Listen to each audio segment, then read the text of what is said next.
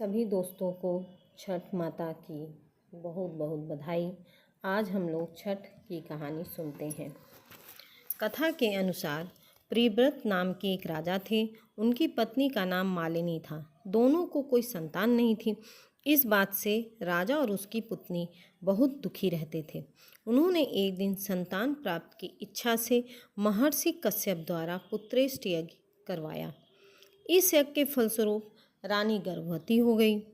9 महीने के बाद संतान सुख को प्राप्त करने का समय आया तो रानी को मरा हुआ पुत्र प्राप्त हुआ। इस बात का पता चलने पर राजा को बहुत दुख हुआ। संतान शोक में वह आत्महत्या का मन बना लिया।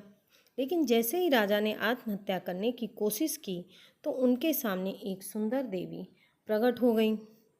देवी ने राजा से कहा, मैं षष्ठी देवी हूँ। मैं लोगों को पुत्र का सौभाग्य प्रदान करती हूँ।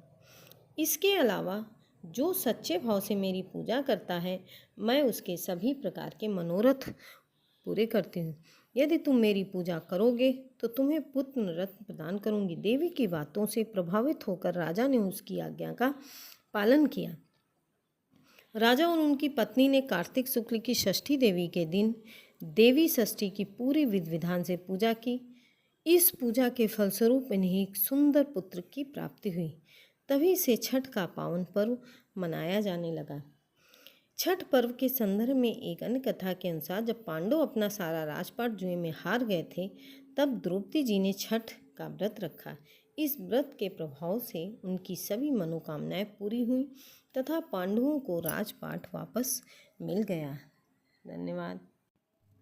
यह व्रत दीपावली के 6 दिन बाद मनाया जाता है।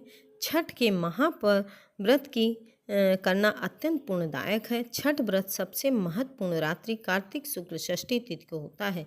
सूर्योपासना का यह महापर्व 4 दिन तक मनाया जाता है। छठ पर्व के लिए भी कई कथाएं प्रचलित हैं, जिनमें से 2 कथाएं आपको मैंने बताई, किंतु पौराणिक शास्त्रों अनुसार द्रौपदी से जोड़ा भी जाता है। छठ पूजा या सूर्य षष्ठी या छठ व्रत में सूर्य भगवान की पूजा होती है और धरती पर लोगों के सुखी जीवन के लिए सूर्य देव की प्रति आभार व्यक्त किया जाता है।